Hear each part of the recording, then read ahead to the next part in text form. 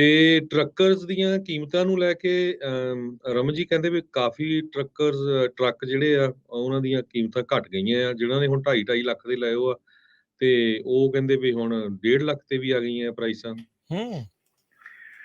ਦੇਖੋ, ਜਿਹੜਾ ਤਾਂ ਨਵਾਂ ਟਰੱਕ ਹੈਗਾ ਉਹਦੀ ਤਾਂ 1.5 ਲੱਖ ਤੇ ਪ੍ਰਾਈਸ ਨਹੀਂ ਹੈਗੀ ਇਸ ਵੇਲੇ। ਅਬਾਊਟ 180 ਦੇ ਕਰੀਬ 180 175 180 ਦੇ ਕਰੀਬ ਜਿਹੜੀ ਪ੍ਰਾਈਸ ਚੱਲ ਰਹੀ ਹੈਗੀ ਆ ਨਵੇਂ ਟਰੱਕ ਦੀ ਇਸ ਵੇਲੇ। ਠੀਕ ਹੈ। ਸੋ ਜਿਹੜੀ ਯੂਜ਼ ਟਰੱਕ ਮਾਰਕੀਟ ਹੈਗੀ ਆ ਉਹ definitely use truck market slow down ਹੋਈ ਹੈ, ਪਰ ਪ੍ਰਾਈਸਿਸ ਜੇ ਕਹੀਏ ਤੇ ਪ੍ਰਾਈਸਿਸ ਉਨੀਆਂ ਥੱਲੇ ਨਹੀਂ ਗਈਆਂ ਹੈਗੀਆਂ ਜਿੰਨੀਆਂ ਕਿ ਆਪਾਂ ਕਹਿ ਰਹੇ ਹੈਗੇ।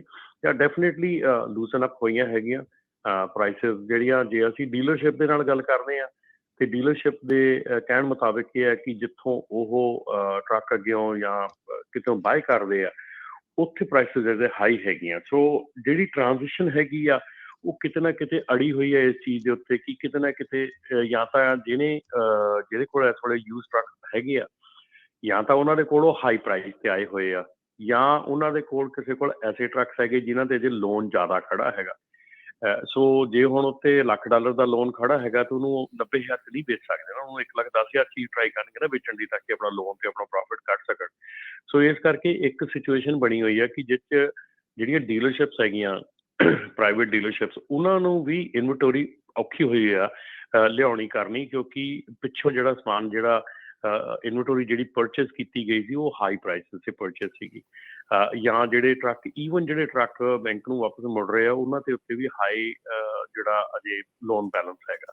ਸੋ ਇਸ ਕਰਕੇ ਜਿੰਨੇ ਕੁ ਡੀਲਰਸ਼ਿਪ ਨਾਲ ਮੇਰੀ ਗੱਲ ਹੋਈ ਆ ਜਾਂ ਲੋਨਸ ਵਾਲਿਆਂ ਨਾਲ ਗੱਲ ਹੋਈ, ਉੱਥੇ ਇਹ ਚੀਜ਼ ਪਤਾ ਲੱਗੀ ਹੈ ਕਿ ਆਹ ਸਿਚੁਏਸ਼ਨ ਹੈਗੀ, ਇਹਦੇ ਕਰਕੇ ਜਿਹੜੀ ਇਨਵੈਂਟੋਰੀ ਆ ਕੁਇਕਲੀ ਮੂਵ ਡਾਊਨ ਨਹੀਂ ਹੋ ਰਹੀ ਤੇ ਉਹਦੇ ਕਰਕੇ ਜਿਹੜੀਆਂ ਪ੍ਰਾਈਸਿਸ ਹੈਗੀਆਂ ਉਹ ਅਜੇ ਸਟਿਲ ਜਿਹੜੀਆਂ ਸਟਕ ਹੈਗੀਆਂ ਉੱਥੇ ਹੀ ਜੇ ਕਹੀਏ ਵੀ ਇੰਨੀਆਂ ਡਾਊਨ ਗਈਆਂ ਆ ਨਹੀਂ, ਉਹ ਇੰਨੀਆਂ ਡਾਊਨ ਨਹੀਂ ਗਈਆਂ, ਪਰ ਡੈਫੀਨੇਟਲੀ ਜਿਹੜੀ ਸਿਚੁਏਸ਼ਨ ਹੈਗੀ ਆ ਉਹ ਉੱਥੇ ਕਿਸੇ ਨਾ ਕਿਤੇ ਇਸ ਜਗ੍ਹਾ ਤੇ ਸਟਕ ਹੈਗੀ।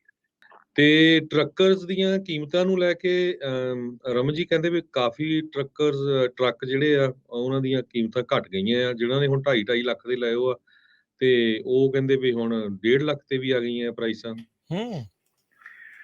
ਦੇਖੋ, ਜਿਹੜਾ ਤਾਂ ਨਵਾਂ ਟਰੱਕ ਹੈਗਾ ਉਹਦੀ ਤਾਂ 1.5 ਲੱਖ ਤੇ ਪ੍ਰਾਈਸ ਨਹੀਂ ਹੈਗੀ ਇਸ ਵੇਲੇ। ਅਬਾਊਟ 180 ਦੇ ਕਰੀਬ 180 175 180 ਦੇ ਕਰੀਬ ਜਿਹੜੀ ਪ੍ਰਾਈਸ ਚੱਲ ਰਹੀ ਹੈਗੀ ਆ ਨਵੇਂ ਟਰੱਕ ਦੀ ਇਸ ਵੇਲੇ। ਠੀਕ ਹੈ।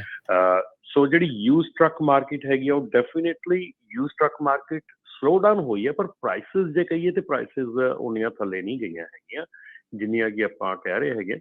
ਜਾਂ ਡੈਫੀਨੇਟਲੀ ਲੂਸਨ ਅਪ ਹੋਈਆਂ ਹੈਗੀਆਂ ਪ੍ਰਾਈਸਿਸ ਜਿਹੜੀਆਂ। ਜੇ ਅਸੀਂ ਡੀਲਰਸ਼ਿਪ ਦੇ ਨਾਲ ਗੱਲ ਕਰਦੇ ਹਾਂ ਤੇ ਡੀਲਰਸ਼ਿਪ ਦੇ ਕਹਿਣ ਮੁਤਾਬਿਕ ਇਹ ਹੈ ਕਿ ਜਿੱਥੋਂ ਉਹ ਟਰੱਕ ਅੱਗਿਓਂ ਜਾਂ ਕਿਤੋਂ ਬਾਏ ਕਰਦੇ ਆ ਉੱਥੇ ਪ੍ਰਾਈਸਿਸ ਜਿਹੜੇ ਹਾਈ ਹੈਗੀਆਂ। ਸੋ ਜਿਹੜੀ ਟਰਾਂਜੀਸ਼ਨ ਹੈਗੀ ਆ ਉਹ ਕਿਤੇ ਨਾ ਕਿਤੇ ਅੜੀ ਹੋਈ ਹੈ ਇਸ ਚੀਜ਼ ਦੇ ਉੱਤੇ ਕਿ ਕਿਤੇ ਨਾ ਕਿਤੇ ਜਾਂ ਤਾਂ ਜਿਹਦੇ ਕੋਲ ਇਸ ਵੇਲੇ ਯੂਜ਼ ਟਰੱਕ ਹੈਗੇ ਆ ਜਾਂ ਤਾਂ ਉਹਨਾਂ ਦੇ ਕੋਲ ਉਹ ਹਾਈ ਪ੍ਰਾਈਸ ਤੇ ਆਏ ਹੋਏ ਆ, ਜਾਂ ਉਹਨਾਂ ਦੇ ਕੋਲ ਕਿਸੇ ਕੋਲ ਐਸੇ ਟਰੱਕਸ ਹੈਗੇ ਜਿਨ੍ਹਾਂ ਤੇ ਜੇ ਲੋਨ ਜ਼ਿਆਦਾ ਖੜਾ ਹੈਗਾ। ਸੋ ਜੇ ਹੁਣ ਉੱਤੇ $1 ਲੱਖ ਦਾ ਲੋਨ ਖੜਾ ਹੈਗਾ ਤਾਂ ਉਹਨੂੰ 90,000 ਨਹੀਂ ਵੇਚ ਸਕਦੇ ਨਾ, ਉਹਨੂੰ 1,10,000 ਚੀਜ਼ ਟਰਾਈ ਕਰਨਗੇ ਨਾ ਵੇਚਣ ਦੀ, ਤਾਂ ਕਿ ਆਪਣਾ ਲੋਨ ਤੇ ਆਪਣਾ ਪ੍ਰੋਫਿਟ ਕੱਢ ਸਕਣ। ਸੋ ਇਸ ਕਰਕੇ ਇੱਕ ਸਿਚੁਏਸ਼ਨ ਬਣੀ ਹੋਈ ਹੈ ਕਿ ਜਿਸ 'ਚ ਜਿਹੜੀਆਂ ਡੀਲਰਸ਼ਿਪਸ ਹੈਗੀਆਂ ਪ੍ਰਾਈਵੇਟ ਡੀਲਰਸ਼ਿਪਸ, ਉਹਨਾਂ ਨੂੰ ਵੀ ਇਨਵੈਂਟੋਰੀ ਔਖੀ ਹੋਈ ਆ ਲਿਆਉਣੀ ਕਰਨੀ, ਕਿਉਂਕਿ ਪਿੱਛੋਂ ਜਿਹੜਾ ਸਮਾਨ ਜਿਹੜਾ ਇਨਵੈਂਟੋਰੀ ਜਿਹੜੀ ਪਰਚੇਸ ਕੀਤੀ ਗਈ ਸੀ ਉਹ ਹਾਈ ਪ੍ਰਾਈਸਿਸ 'ਤੇ ਪਰਚੇਸ ਸੀਗੀ। ਜਾਂ ਜਿਹੜੇ ਟਰੱਕ ਬੈਂਕ ਨੂੰ ਵਾਪਸ ਮੁੜ ਰਹੇ ਆ ਉਹਨਾਂ ਦੇ ਉੱਤੇ ਵੀ ਹਾਈ ਜਿਹੜਾ ਅਜੇ ਲੋਨ ਬੈਲੈਂਸ ਹੈਗਾ। ਸੋ ਇਸ ਕਰਕੇ ਜਿੰਨੇ ਕੁ ਡੀਲਰਸ਼ਿਪ ਨਾਲ ਮੇਰੀ ਗੱਲ ਹੋਈ ਆ ਜਾਂ ਲੋਨਸ ਵਾਲਿਆਂ ਨਾਲ ਗੱਲ ਹੋਈ, ਉੱਥੇ ਇਹ ਚੀਜ਼ ਪਤਾ ਲੱਗੀ ਹੈ ਕਿ ਆਹ ਸਿਚੁਏਸ਼ਨ ਹੈਗੀ, ਇਹਦੇ ਕਰਕੇ ਜਿਹੜੀ ਇਨਵੈਂਟੋਰੀ ਆ ਕੁਇਕਲੀ ਮੂਵ ਡਾਊਨ ਨਹੀਂ ਹੋ ਰਹੀ ਤੇ ਉਹਦੇ ਕਰਕੇ ਜਿਹੜੀਆਂ ਪ੍ਰਾਈਸਿਸ ਹੈਗੀਆਂ ਉਹ ਅਜੇ ਸਟਿਲ ਜਿਹੜੀਆਂ ਸਟਕ ਹੈਗੀਆਂ ਉੱਥੇ ਹੀ ਜੇ ਕਹੀਏ ਵੀ ਇੰਨੀਆਂ ਡਾਊਨ ਗਈਆਂ ਆ ਨਹੀਂ, ਉਹ ਇੰਨੀਆਂ ਡਾਊਨ ਨਹੀਂ ਗਈਆਂ, ਪਰ ਡੈਫੀਨੇਟਲੀ ਜਿਹੜੀ ਸਿਚੁਏਸ਼ਨ ਹੈਗੀ ਆ ਉਹ ਉੱਥੇ ਕਿਸੇ ਨਾ ਕਿਤੇ ਇਸ ਜਗ੍ਹਾ ਤੇ ਸਟਕ ਹੈਗੀ।